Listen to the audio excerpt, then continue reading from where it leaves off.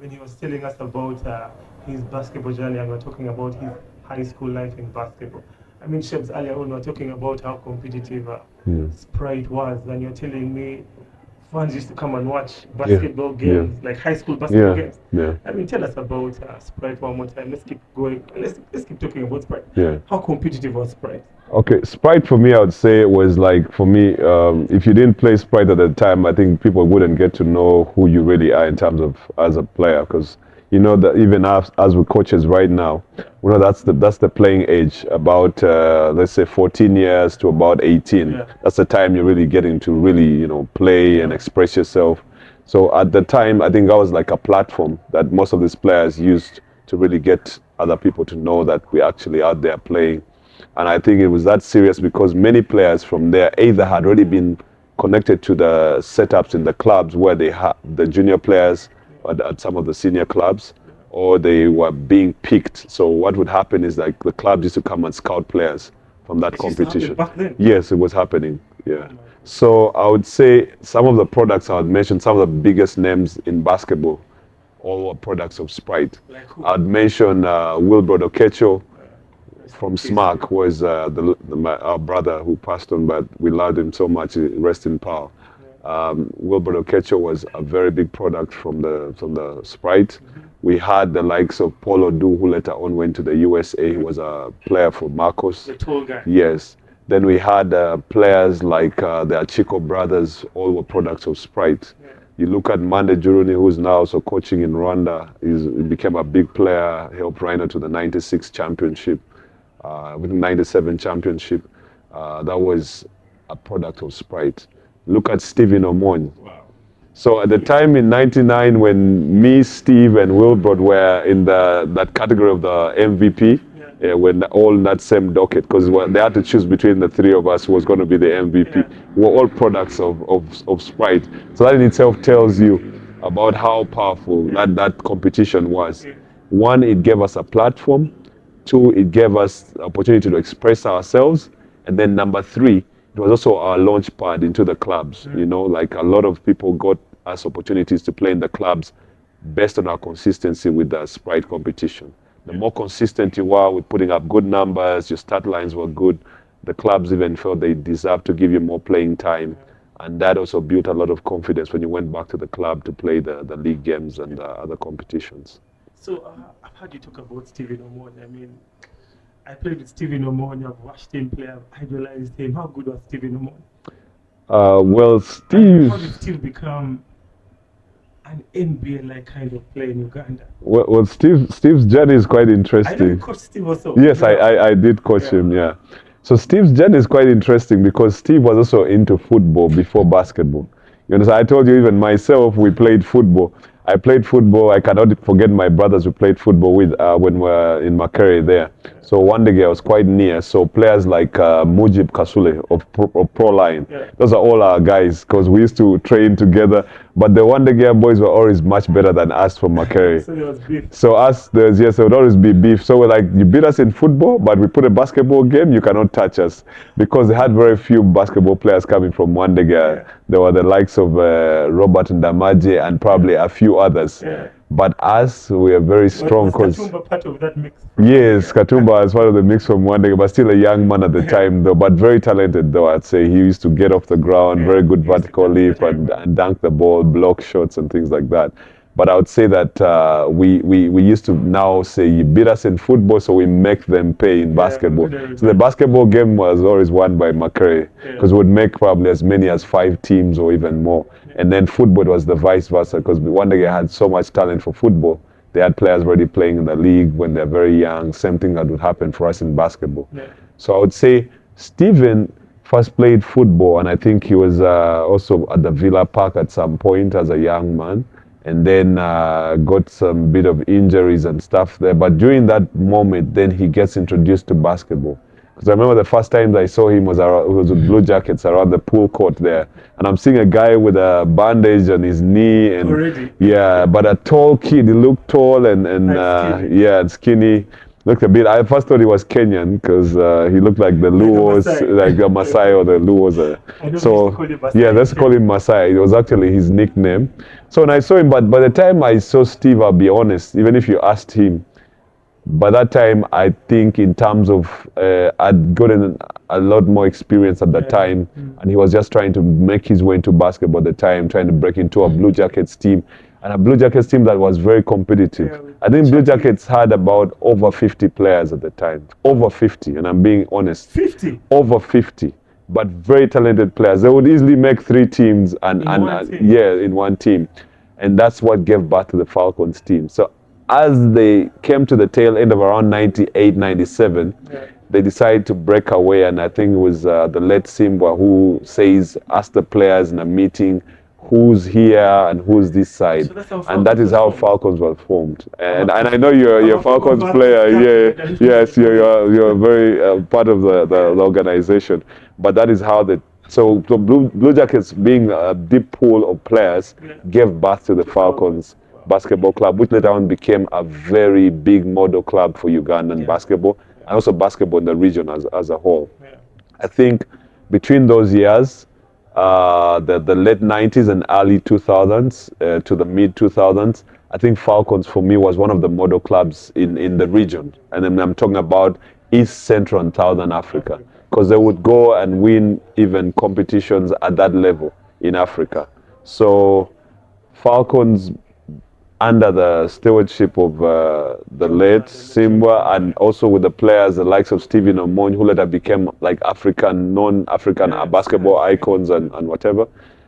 Steve very much got like the torch around 99 there to say, let me steer, 98, 99, to steer this ship. And from there, that's when he got the opportunity to go and play some pro ball in Seychelles and then outside Africa as well. So I would say Steve really played the game at a high level. That's what we knew with him, is like he had a serious ambition that he felt he didn't have to play basketball here in Uganda or even in Africa. He could have played. He could have played. I think if it wasn't for the rules and regulations of age and opportunity, I think Steve would have had an opportunity to play in the NBA for sure. Really yeah, because the likes of the big man who was at Rhino, the big, not Odu, there's another big man who is now currently in the US. He played for Rhode Island. He was in Rhode Island in the NCAA. And also we played with him in Team Wazee, but now he's based in the USA. So if a player like him could play at college, at a top division college, then it means Steve had a chance. Definitely. I think Steve, it was about the timing and opportunity that didn't work out well for him, but his game was way up there. I mean, when we're talking about that good conversation, Steve is always there. I mean, we always have to talk about Norman. Yeah, Norman, yes. Chicks and chicken. Yes, and you've also coached Norman and has played in Miracle. Tell us about Norman Blake. Yeah, so those two players, and I was going to say Norman Blake, I didn't mention. Norman Blake is also a product of the Sprite, because Norman Blake is with the St. James and in Ginger and Ginger College. Those guys came from that side, and they were products of Sprite. How they get to be seen is when the national competition would happen, when they have the winners from the East, the winners from Kampala, now also what they call Wakiso and all that would come and compete together. That's how the Norman Blakes were first witnessed. But that was Sprite there. So Sprite really gave birth to so many big players. And I would say for me, having been part of the management at Miracle, because at Miracle the time they came, I was coach playing, but I was also the manager of the club. So I was very much behind the signing of those two players. You know, like we had jumped the ship a little fast, because I remember I was a coach player. And I jumped quickly into coach playing, because that time we used to have a lot of vacuums, because we didn't have sometimes easy to have coaches around, and then sometimes you had to get a coach from Kenya or to get a coach from outside the country to come and coach you. And then there's a time when the guys at the church had promised to get us a coach who was going to come from the US. So all those coaches who would come for a short while, and then they go. So what we did is that we tried to attend the coaching clinics that would happen during that time, use that knowledge, and then you have to step into the gap of being a player and a coach. So that happened for me very early. I think I first started coaching around 2007, 2008. Okay? And if you look at that, that's probably about 16, 17 years ago. So I would say I've been actively in coaching for about 17 years, yeah. So even the time when I'll be playing, sometimes if we don't have a coach who's there for the long term, I have to be standing by. So how I get to do a combination of having Stephen Omony and Norman Bleak is 2010, 2011. Yeah. So when I was totally the manager of the club into that role, and also as a coach player at the time. That was when there was that 72 million. Yeah, yes, I think that's the time when Stevie signed for 72 million. Yeah, and it got the whole country by storm because it was headline news. I'm telling you, it was headline news everywhere. Call it 72. Yes, yeah, it was headline news on the televisions everywhere, you know, and this was like, I'm talking about like primetime TV. Yeah. You're talking all the big televisions had to break this story because it was breaking for all sports in Uganda that there's a player going to be paid 72 million for just playing, you know, a sport that he loves. But that was also good for the sport, and I think Steve comes into the picture at the time. But after that, we were monitoring how his performance was and everything. So when Steve reached a point and he wasn't decisive of where he was going to play the season, a few seasons after that, then as miracle in 2010, we in the middle of the season were allowed mid-season transfers. So we then make a decision and say, you know what? There was a friend of mine called Brian Mingi who was working with me in management. Yes. Yeah. So Mingi was also into TV production and things like that, and he also owned some businesses in town. So we're like, what about we sign Steven for the second half of the season? And like everybody first thought, are these guys going to do this? Like, are they signing a 72 million guy into a miracle and things like that? But anyway, we then begin to engage because Steve was a friend of mine from way back. And then I call Steve up and we get on the phone. And then Steve's like, you know, it won't hurt. We can meet up and talk. So I think it was either at Stakeout. We get to meet with Steve and then we begin the discussion. And then after that, we had a follow-up discussion at a place called Owens in Wandegea, and then the rest is history. We agreed to the terms, and then Steve became a player of Miracle in 2010 for the second half of the season. He gave us a very solid push, and then we had a very good, strong finish to the season, even played the playoffs that season. And then after that, the 2011 season is when we now signed Norman Bleak. Yeah. When Norman was leaving, I think, Power and not sure about where he was going, then we took advantage of that. And when we signed Norman, then also we signed the brother Donald, and then we were able to take it from there. We really had a solid season that year, and I think we finished, by the time we had played the first round, we were already sure we had made the playoffs with about 3 games to spare. And then when we came the second round, it was just knocking games down and preparing ourselves for our battle in the playoffs. Yeah, but we had a very good run with the two, but very talented individuals.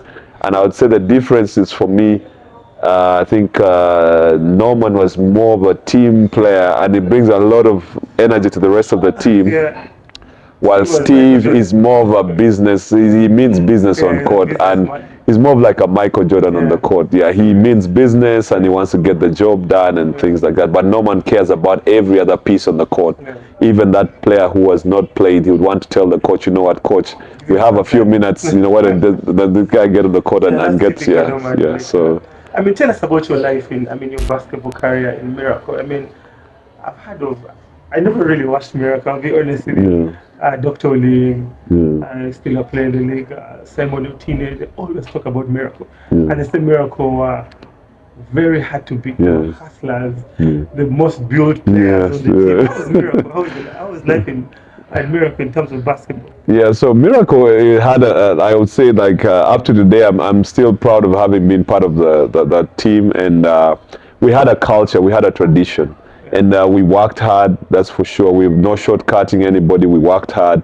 We used to do a lot of our road works, and then the other guys after the practices would like to go and do a bit of gym work. Where do you practice from? We used to practice first from the VDSs, but when the school got a bit of issues with the guys coming from the outside and all that, then the church later on set up a facility for us at the church. But before we actually got to even play at the church, before they put up the court, we moved from Novidi SS to Clubhouse. There was a clubhouse at Rubaga near Uganda Matters. That's where I got to even meet some young players like Adam. Yeah, Kakuru. Adam Kakuru, yes, was a student at that time at Uganda Matters, and then he used to come and practice with us. Uganda Matters na Mgongo? No, this one, Rubaga. Okay. Rubaga, yeah. So that is where we got to meet some of the players. And then when we moved to that neighborhood, that's when we got other new talented players from there. There were guys like Sami Kabali. I think these were guys from, they used to come from Hillside, where Navio used to, even Navio sometime used to come to the court. So Navio used to play. Yeah, Navio actually used to train with the Miracle team as well, both in Rubaga and also when we were at Novidi. What is the good at? He used to like scoring close to the basket. He also used to dunk the ball. Okay, it was a Yeah, and also a shot blocker as well. Okay, that was nice. Yeah. Yeah, so the Miracle team, did the Miracle team come from, I mean, the name come from the church? Yeah, so actually what happened, so there's a lady who came and approached us when we used to train as the Lovidi SS school and said, you know what, Pastor Kayanja and the Miracle Church want to form a basketball team. Yeah. And we're very interested. If you guys are interested, we have other players who want to join, and would be happy if you guys can be part of So the he team. loved basketball. Yeah, so he loved basketball. And then after a few practices, then we got to go to the church and actually meet up with him. And then after that, the rest is history. The team is formed, and about 8 to 7 of the players are from the school that started up the Miracle team. Yeah. And as we started moving along the years, we started recruiting from around Rubaga, around Lunguja, the nearby areas. Who are some of those players? So we had players, there were guys like Mugisha from Rubaga, very talented. There's another guy called Julius who used to study at Uganda Matters. Yeah. Asimwe, he also plays Wazee basketball, but very talented players. You know, I talk of them in high regard because these were players with exceptional talent. Yeah. The players I told you, like Sykes Kizito, Zik Kitandwe, Ezekiel Kitandwe, now in the US. One's actually in the US Marine Corps now, and they were a very, very big integral part of what we started as a club. Yeah. And we later on went to be one of those fearless teams. We didn't fear anybody. We used to come, even the likes of Falcons, they used to hate the days that they were coming to play against us. The players would tell me after that. Yeah. And Steve is the only guy I think used to be ready for that battle. Man, many times he'd tell me, I don't think my teammates were ready for your game. Yeah. Because it would tell, it didn't matter whether they had been beating other teams by big margins, because Falcons were very dominant at the time, sometimes scoring 120 points, 130 points. The common players, sometimes they're struggling to even get to 60. They're sometimes scoring under 70 points, but they're beating us by very small margins. And I think the issue that time was like we had this mindset of like we could compete with anybody. And the only challenge we had at the time was we didn't have a very stable coach. So sometimes losing games from winning positions because of the tactical things. And then they used to have coaches coming in from Kenya. They were playing, they were playing on the continent. That's the Falcons at the time. But they used to appreciate the competition. They're always telling us, you know what, you guys, every time, you always set the bar in terms of how competitive a game can be. Yeah. And they would really get their money's worth over 40 minutes. Yeah, please tell us about those fierce rivalries in the league back then. I mean, Falcons, Power, is it like Power, I mean, Miracle? Yeah, so it was in the old days, I'll be honest, the teams that really fought for the league and would have fierce competition. We had Rhino at the time, we had Black Power before they became this song. Yeah, they were Black Power. Black guys, black jerseys and fierce. But they always had a way of always having foreign players, and I think it was a very strategic location at the YMCA. So they used to always have these Marines and these other foreign guys who would come and join the team, and even had started playing a bit of African competition. So they would get to scout some players from Rwanda, from Burundi, and areas like that who are really good. So that's why the league competition, they would have a bit of an edge because they would have about 4 to 5 foreign players, or sometimes even more. And those players will sometimes be the difference between them and the other teams. Okay. Yeah, but the thing is that the teams I recall was Rhino, Power, and Blue Jackets. Those were teams that would really compete for the championship so much. Okay. But after those years, then we had the Warriors, always had fierce competition. Every time there was a game with Miracle and Warriors, it was always, if you ask any of the players who played for Warriors and ask them about Miracle, they'll tell you, because in the old days they used to take only 4 teams to the playoffs, and when the Blue Jackets started getting a bit weaker, that was one of the slots that would be opening up. So it would be like you're sneaking into that slot to make number 4, okay? So what would happen is we'd try to see that we're squeezing into that slot, and it always was whoever would win that game would be